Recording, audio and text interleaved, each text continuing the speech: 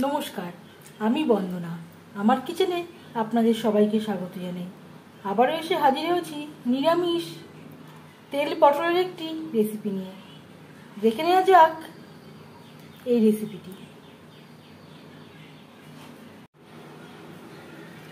তেল পটল তৈরি করার জন্য এখানে আমি বড় সাইজের পটল খোসা ছাড়িয়ে নিয়েছি, অল্প খোসা রয়েছে, আর চিড়ে নিয়েছি আর পরিষ্কার করে ধুয়ে নিয়েছি।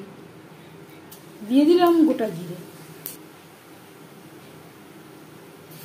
15-20 সেকেন্ড জিরে ভেজে নেওয়ার পর দিয়ে দেবো পটল।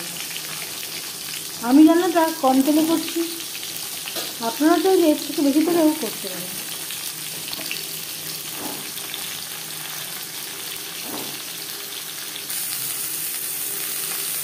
স্বাদ মতো লবণ,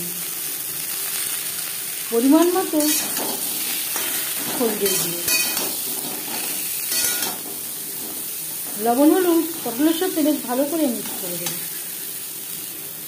3-4 মিনিট নাড়াচাড়া করে নেওয়ার পর গ্যাসের ফ্লেমটাকে লোতে করে দেব।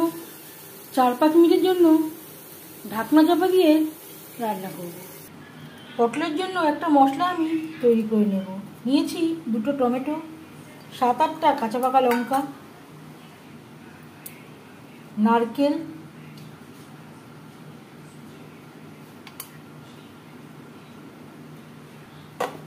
আর লাগছে 1 চামচ গোটা জিরে। এর একটা পেস্ট আমি তৈরি করে নেব। টমেটোর জলেই প্রথমে কয়েকবার ঘুরিয়ে নেব, তারপর যদি প্রয়োজন হয় সামান্য পরিমাণে জল অ্যাড করব। পটল প্রায় সেদ্ধ হয়ে এসেছে। এর মাঝে আমি 2-3 বার নাড়াচাড়া করে দিয়েছি। গ্যাসের ফ্লেমটা বন্ধ করে দেব, একটা পাত্রে উঠিয়ে নেব।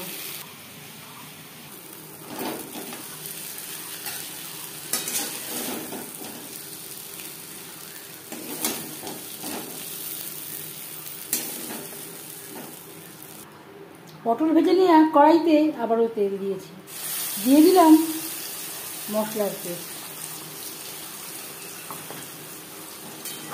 যদি নারকেল না থাকে এর পরিবর্তে পোস্তরও ব্যবহার করতে পারেন।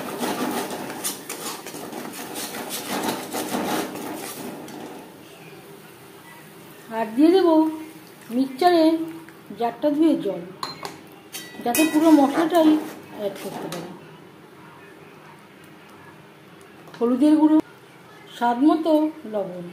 আগে একবার পটল ভাজবার সময় লবণের ব্যবহার করেছিলাম, সেটা মাথায় রাখতে হবে। লবণ হলুদ মশলার সাথে বেশ ভালো করে মিক্স করে দেব। 3-4 মিনিট মশলা বেশ ভালো করে কষিয়ে নেব।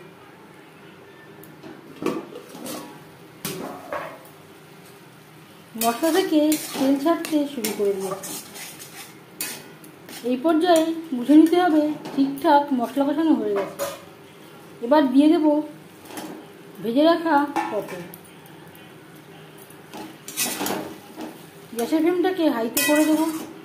হাই টু মিডিয়াম ফ্লেমে আরও 3-4 মিনিট রান্না করে দেব।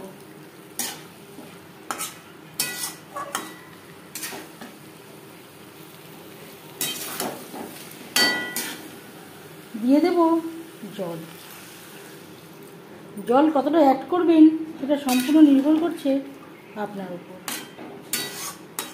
যদি আপনারা রুটির সাথে সার্ভ করেন, গ্রেভির পরিমাণটা কম করতে পারেন। আমি এখানে ভাতের সাথে সার্ভ করব। পটল প্রায় সেদ্ধ হয়ে গেছে।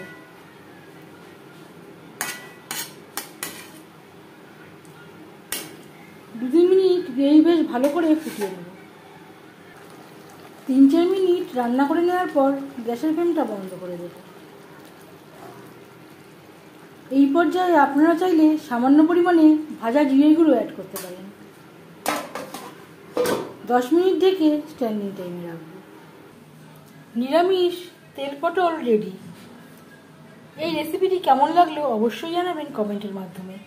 যদি এই রেসিপিটি ভালো লেগে থাকে লাইক করবেন, শেয়ার করবেন, সাবস্ক্রাইব করবেন আমার চ্যানেলটিকে। বেল আইকনটা প্রেস করে দেবেন যখন আমি নতুন ভিডিও আপলোড করব তার নোটিফিকেশান সবার আগে আপনার কাছে পৌঁছে যাবে। আপনারা সবাই অনেক অনেক ভালো থাকবেন।